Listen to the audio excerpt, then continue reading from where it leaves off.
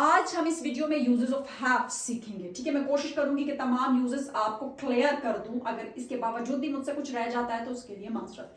तो सबसे पहला इसका यूज जो है ना पोजीशन में, पहले मैं आपको वो यूजेस बता रही हूं जिसमें ही, शी, इट और नेम के साथ जो है वो हैज आएगा और दे, यू, वी, आई के साथ हैव आएगा। लेकिन बाज ऐसे यूजेस भी होते हैं जिसमें तमाम प्रोनाउंस के साथ हैव इस्तेमाल होता है, हैज की कोई जरूरत नहीं समझी जाती। ठीक है, वो नहीं आता है। ठीक है, तो यहां पे पोजीशन, जैसे कि मेरे पास एक गाड़ी है, मेरे बाल काले हैं, उसके दो भाई हैं, मेरी चार बहनें हैं, कबूतर की दो टांगे हैं, गाय की दुम होती है। तो ये देखिए, इसमें आप इस जुमले को समझे कि कोई चीज या कुछ जो है किसी के पास है, या तो ये पास वाला वर्ड जुमले में खुद आएगा या मिल्कियत में है।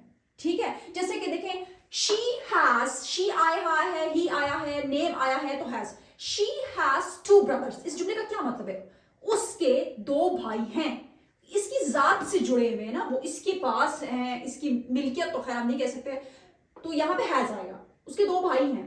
अगर जब हम इसका नेगेटिव बनाए ना तो उसमें हम गलती करते हैं, उसके दो भाई नहीं है तो she has not two brothers, इस तरह नहीं करना। फिर डज और डू का इस्तेमाल होगा। ही, शी, इट के साथ हम डज का इस्तेमाल करेंगे। ठीक है, और दे, यू, वी, आई के साथ डू का इस्तेमाल होगा। तो डू और डस, फिर जो वर्ब है हैव, ये फर्स्ट फॉर्म इसकी लेते हैं, ये हैज इसकी एक फॉर्म है, फिर हैज को नहीं लेते हैं। मिसाल के तौर पर मैं कहूं उसके दो भाई नहीं हैं, तो शी डज नॉट, डज आ गया तो हैव फर्स्ट फॉर्म लेगा, हैज नहीं आएगा यहां पे। ठीक है, she does not have two brothers. Negative और इंट्रोगेटिव में ऐसा होगा, अफर्मेटिव में नहीं।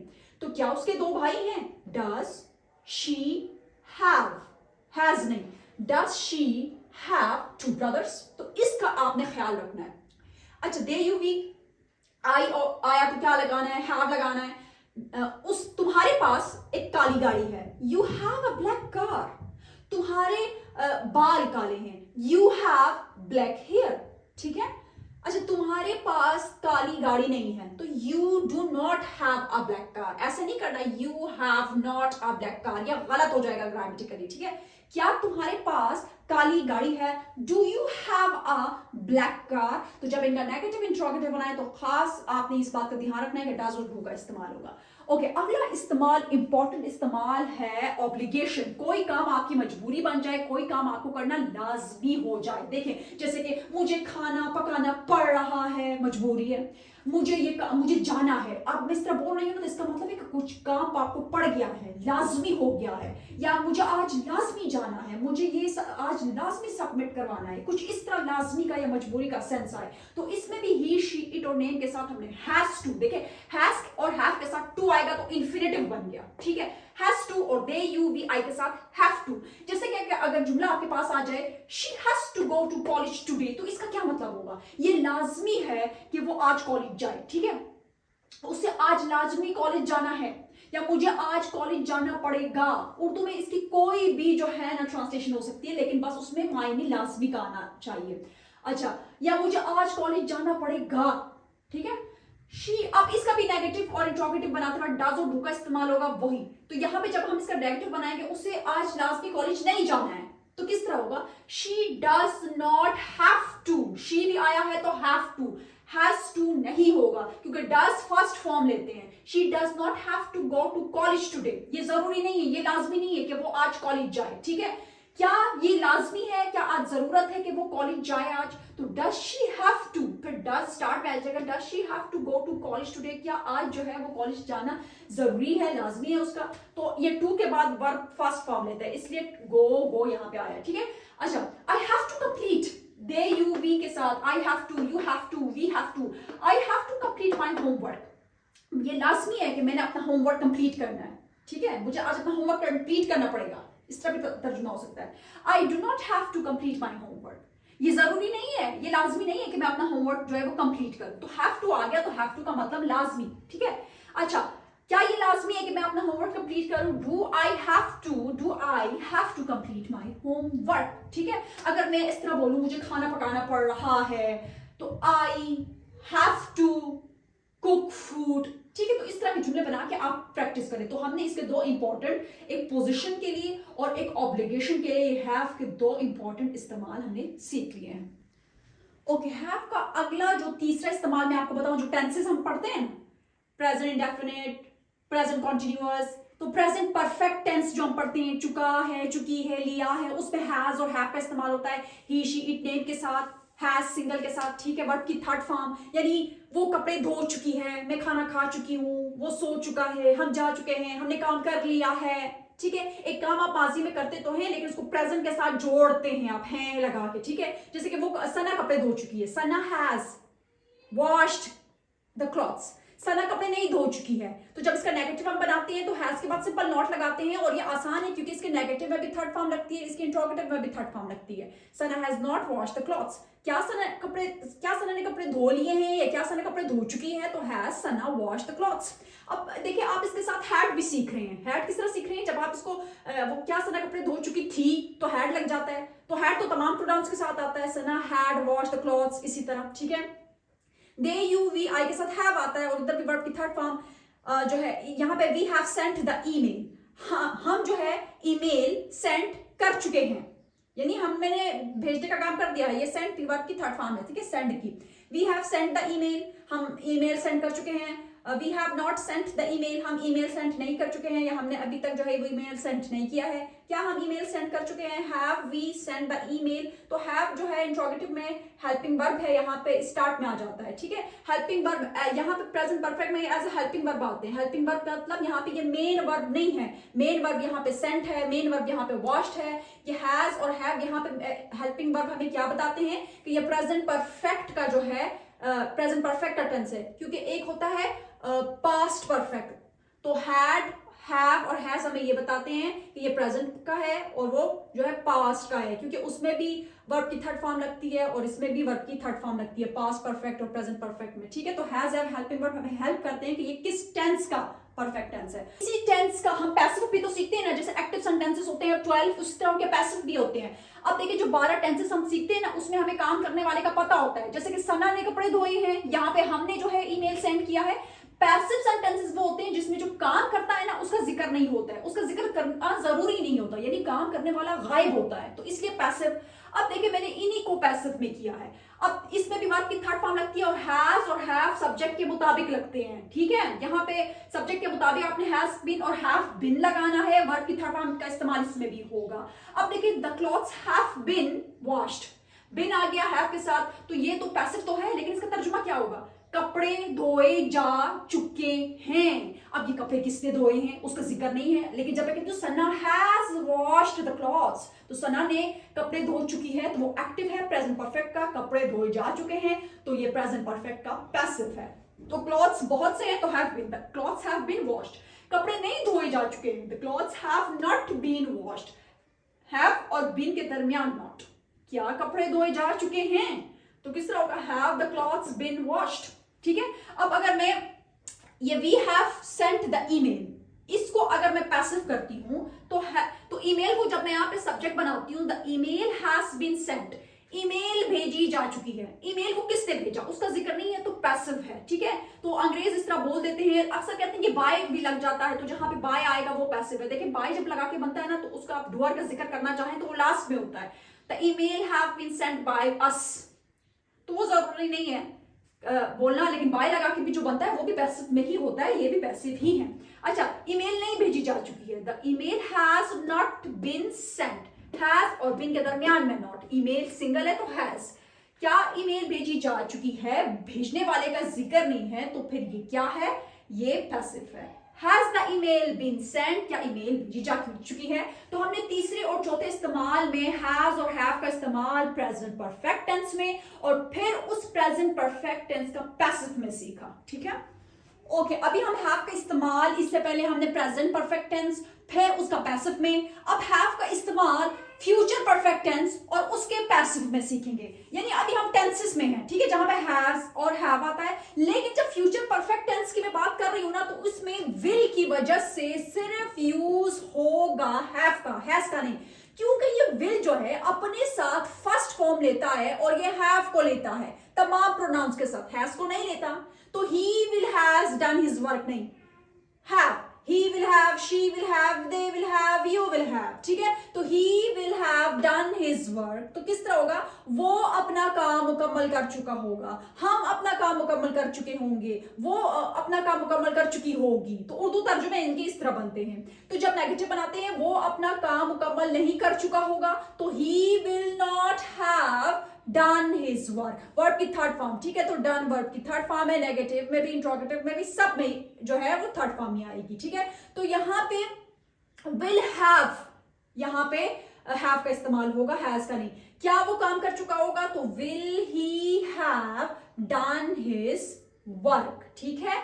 तो तमाम प्रोनाउंस के साथ हैव, तो इसका पैसिव भी तो बनेगा ना। यहां पे तो ही का जिक्र है काम करने वाले का, लेकिन पैसिव में तो काम करने वाले का जिक्र नहीं होता कि किसने किया, तो यहां पे इस्तेमाल होगा, यहां पे भी हैज का इस्तेमाल नहीं होगा, ओनली हैव, क्योंकि विल आया है। विल अपने साथ सिर्फ फर्स्ट फॉर्म लेता है और हैज फर्स्ट फॉर्म नहीं है, हैव फर्स्ट फॉर्म है। अब जब मैं इसी सेंटेंस का पैसिव बनाती हूं, he will have done his work, वो अपना काम मुकम्मल कर चुका होगा, तो पैसिव इसका जब बनता है तो ये जो ऑब्जेक्ट है सब्जेक्ट बन जाता है, the work will have। तो यहाँ पे will have been, यहाँ पे will have है तो have के साथ, will have के साथ been भी आ गया, ठीक है।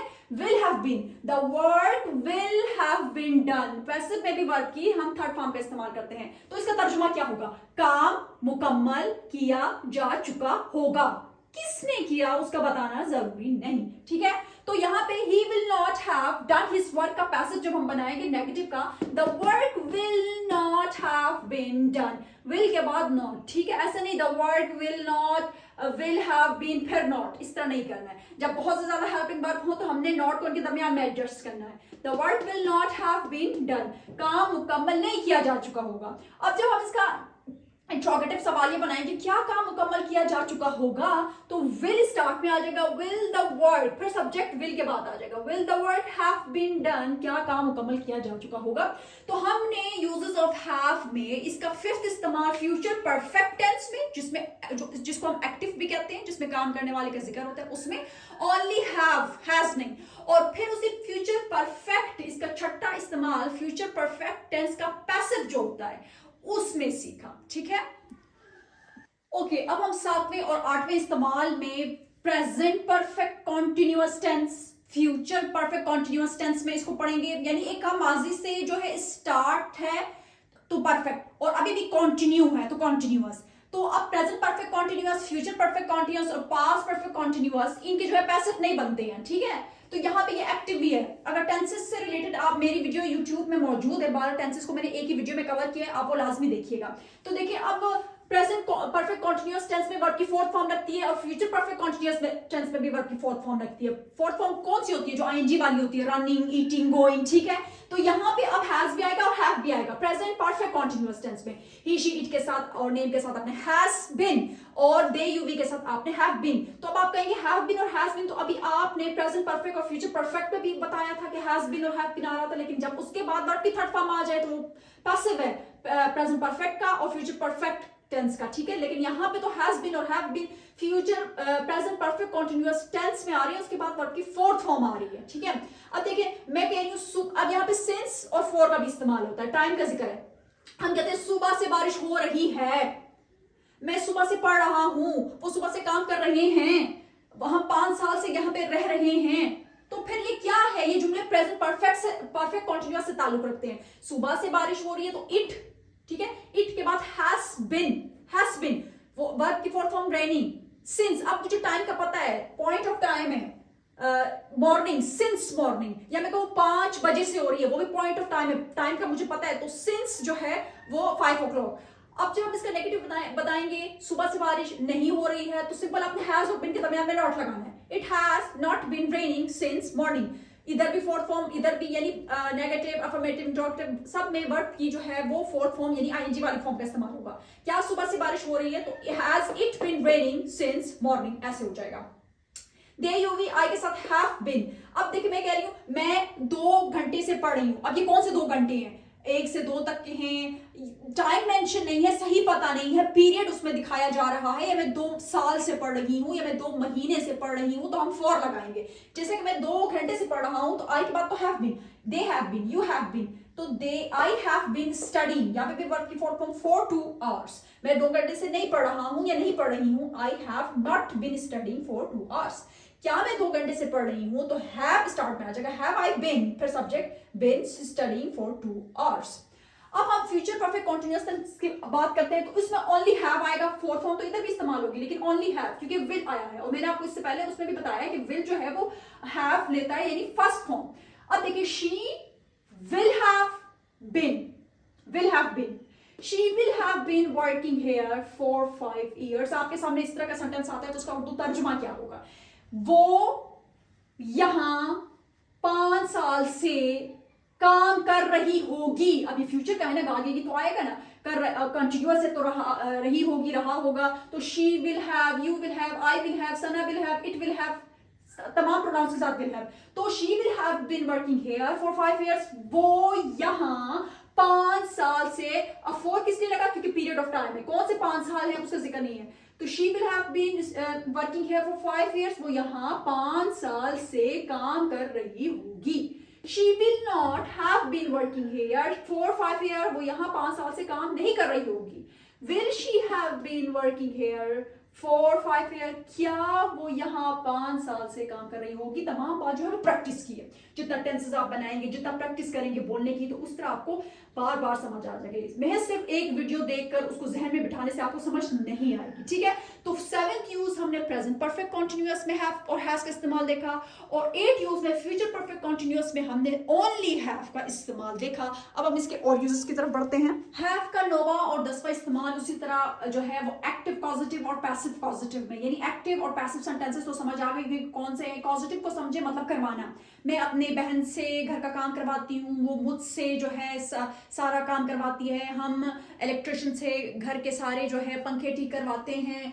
यानी जुमले में मीनिंग ये होना चाहिए कि आप किसी से करवाते हैं काम, कोई आपसे करवाता है, ठीक है? हैज हैव का इसमें इस्तेमाल होगा, और किन प्रोनाउंस के साथ होगा वो आपको पता है। टेंसेस आपको अच्छे से आने चाहिए, क्योंकि जिस टेंस में आप इसको चेंज करें तो वो आपको स्ट्रक्चर पता हो। जैसे कि ये सेंटेंस देखिए, यहाँ पे हैज अगर सना के बाद लगा तो इसका मतलब ये नहीं है कि वो कोई पास का सेंस दे रहा है। देखिए यहाँ पे अगर मैं कहूँ सना अपनी बहन से जो है कपड़े इस्त्री करवाती है, सना खुद नहीं करती, बहन से इस्त्री करवाती है, तो ये एक्टिव है, जिससे इस्त्री करवाती है उसका जिक्र इसमें मौजूद है। तो हैज से ये बनेगा, गेट से भी बन सकता है, मेक, गेट और हैव, इनसे रिलेटेड यूट्यूब में मेरी वीडियो भी आप वो देख सकते हैं। तो सना हैज का यहाँ पे मतलब है करवाती है। Sana has her sister iron the clothes, Sana अपनी बहन से करवाती है इस्त्री अपने कपड़े, ठीक है? ये इस तरह हो जाएगा। अगर मैं कहूँ सना ने अपने बहन से कपड़े इस्त्री करवाए पास्ट में, तो ये चेंज होगा।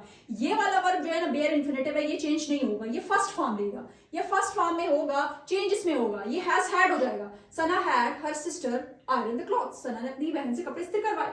अच्छा, सना अपनी बहन से कपड़े नहीं इस्त्री करवाती, नेगेटिव इंट्रोगेटिव का इस्तेमाल करते वक्त हमने डज और डू का इस्तेमाल करना है। जब जुमले आप बनाएं तो डज तो हैव लेगा, तो Sana does not have, has नहीं, her sister iron the cloth, Sana अपनी बहन से कपड़े इस्त्री नहीं करवाती है।